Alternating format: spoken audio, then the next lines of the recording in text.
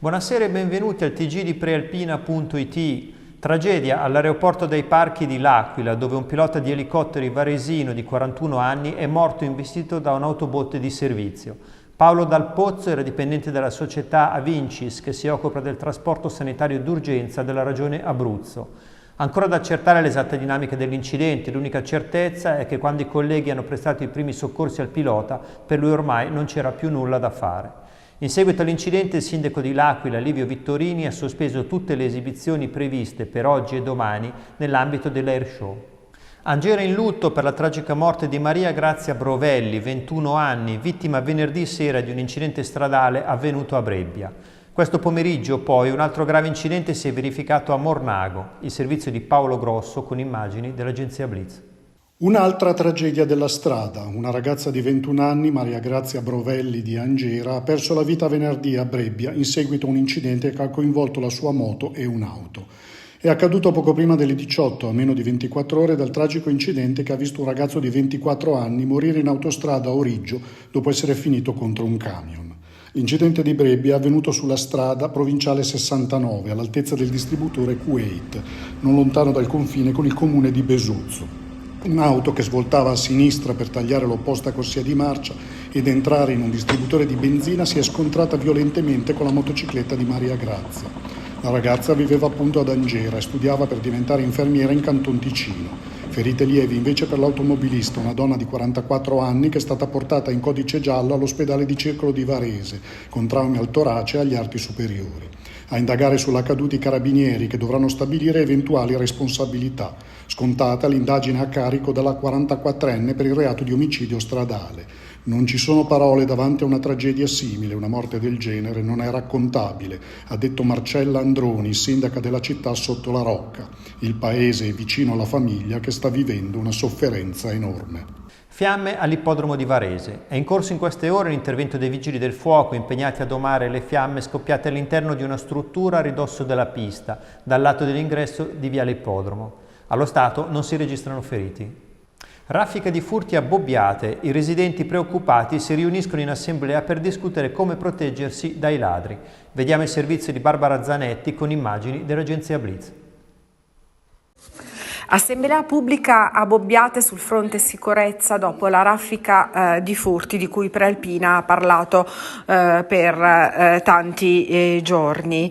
La richiesta principale che è emersa durante l'assemblea organizzata da alcuni abitanti insieme con il gruppo di controllo di vicinato è quella di potenziare il sistema di videosorveglianza, possibilmente installando delle telecamere anche lungo le strade, ma soprattutto Laura Ponzin ha sottolineato quanto sia importante che i singoli abitanti si attrezzino con sistemi di allarme, con telecamere, con la possibilità anche di avere delle luci che si illuminano in maniera molto potente, soprattutto di notte, nel momento in cui c'è il passaggio di qualcuno che è malintenzionato. Durante l'assemblea si è discusso anche di sicurezza stradale e in particolare delle corse d'auto lungo Via D'Averio, ma anche del fatto che spesso si entra in contromano nella piazza Bossi con grande rischio per i pedoni, e si è parlato anche dei rifiuti abbandonati.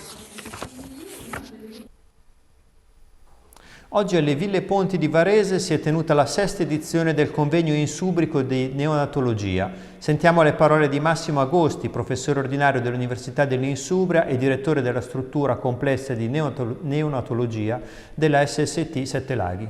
Abbiamo capito in tutti questi anni quanto i progressi medici possano salvare bambini anche molto fragili, anche molto prematuri, ma quanto sia necessario accanto a tutto ciò avere sempre presente la globalità delle cure e quindi quanto sia importante ad esempio curarli anche con tutti gli altri aspetti, per esempio la presenza della famiglia, in particolare della mamma in terapia intensiva, la presenza anche di utilizzo di certe altre terapie, pensiamo alla musicoterapia che da noi a Varese in terapia intensiva neonatale costituisce una delle parti fondanti insieme a tutte le altre cure. Studenti in volo con l'astronauta. È successo oggi a Calcinate del Pesce, dove i ragazzi del liceo scientifico hanno incontrato l'astronauta Paolo Nespoli. Sentiamo il servizio di Adriana Morlacchi con immagini dell'agenzia Blitz. Hanno imparato la fisica del volo sulla propria pelle, solcando il cielo a bordo degli alianti, 30 ragazzi del triennio del liceo scientifico Ferraris. All'Aeroclub delle Orsi di Calcinate sabato mattina si è svolta la giornata conclusiva del progetto Volo, realizzato tra il 5 e il 9 febbraio, con lezioni in aula e sul campo, cosa che ha consentito di coniugare lo studio della meccanica, della fisica e della meteorologia con esperienze pratiche. Presente anche il testimone del progetto, l'astronauta Paolo Nespoli, che è stato 3 volte in missione nello spazio e che ha raccontato la sua grande passione per il volo. Quando entri nello spazio ti senti libero, ha detto, ma sull'Aliante è più o meno lo stesso. Forza ragazzi, continuate a portare avanti questa grande passione. Apriamo ora lo spazio elettorale dedicato ai candidati alle prossime elezioni europee dell'8 e 9 giugno. Sentiamo la presentazione del candidato del PD, Pierfrancesco Maran. Si parla di Europa, lo slogan col quale tu ti presenti è sotto lo stesso cielo. Quale cielo è? Intanto ci ricorda che siamo una grande comunità e in un mondo dove si esaltano le divisioni. Questo è un tema che c'entra anche con il futuro dell'Europa. E poi abbiamo bisogno anche di un'Europa più vicina, anche a Mannate. Quando ne parliamo, da un lato chi è per l'Europa sa che se vogliamo avere una politica estera, vogliamo avere pace, sviluppo economico, abbiamo bisogno di un'Europa che abbia un suo ruolo in un mondo dove ormai se no rischiamo di essere marginali. Poi però la sentiamo lontana. Ecco, io credo che se l'Europa si occupasse non solo di casa green, ma anche di casa a prezzi accessibili, non solo di auto elettriche, ma di sostenere infrastrutture di trasporto pubblico, ferrovie, sarebbe più vicina a tutti quanti noi e anche a Mannate la sentiamo più vicina. E ora il collega Angelo Perna intervista il candidato dell'Alleanza Verdi-Sinistra, Andrea Cegna. Che cosa ne pensa del premierato? Penso che non mi piace, perché penso che bisogna allargare le forme democratiche e non stringerle per velocizzare le decisioni. E che cosa pensa dell'autonomia differenziata? Penso che sia giusto riconoscere le differenze territoriali, ma all'interno di un complesso interesse collettivo. E quindi ogni luogo ha sicuramente delle necessità differenti, ma faccio un esempio, un sistema sanitario non può che essere nazionale, anzi direi europeo, con le poi specifiche necessità del territorio. A Legnano domani si correrà il Palio delle Contrade. Le prove ormai si sono concluse. Allo Stadio Mari tutto è pronto per ospitare cavalli e fantini. Sentiamo il servizio di Elena Casero. Legnano si prepara al Palio. Domani infatti la città si ferma per consentire lo svolgimento della sua manifestazione più importante, che celebra la rievocazione della storica battaglia contro il Barbarossa, avvenuta nel 1176, e quest'anno anche il centenario della città di Legnano. La giornata sarà scandita dalla tradizionale messa sul carroccio in piazza San Magno al mattino, quindi dal corteo storico nel primo pomeriggio, per concludersi allo Stadio Mari con gli onori alla croce e la carica della Compagnia della Morte, guidata dal leggendario cavaliere Alberto da Giussano. Poi si entrerà nel vivo con la gara ippica. In questi giorni le prove ufficiali hanno presentato cavalli puro sangue di sempre maggiore qualità e fantini di comprovata esperienza che si sfideranno a colpi di galoppo in 2 batterie e una finale. Venerdì sera la provaccia, ovvero il Memorial Favari, è stata vinta dalla Contrada Sant'Ambrogio, che sale così a 13 vittorie, confermando il suo primato su tutte le altre avversarie. Domani invece i giochi sono aperti. Fra le favorite figura sicuramente Sant'Erasmo, che vanta 13 vittorie, ma a insidiarla ci saranno, secondo i pronostici, anche Legnarello e San Manio e San Bernardino. Tutte hanno mostrato di avere ancora molte carte da giocare. E oggi allo stadio Francossola di Varese partita di beneficenza tra la Nazionale Magistrati e la Nazionale Avvocati. Vediamo il servizio di Paolo Grosso con immagini di Matteo Canevari. Ultimo atto nel pomeriggio di oggi per le giornate della legalità con cui Varese ha reso omaggio a Giovanni Falcone e alle vittime di mafia. A partire dalle 15:30 allo stadio di Varese si è svolto infatti il triangolare di calcio tra Nazionale Italiana Magistrati, Avvocati Varese e Team Interforze. Un evento aperto a tutti con finalità sociali e benefiche. L'intero ricavato della giornata sarà infatti devoluto all'associazione Eleonora Cocchia Vivere a Colori e alla Fondazione Giacomo Ascoli. L'evento è stato presentato da Thomas Incontri ed è stata anche consegnata una targa all'Associazione Italiana Arbitri. Al mattino invece in centro c'è stato un momento di confronto rivolto a studenti e studentesse degli istituti superiori cittadini che hanno potuto dibattere direttamente con alcuni esponenti della magistratura sui temi della giustizia, della legalità e della lotta alla mafia.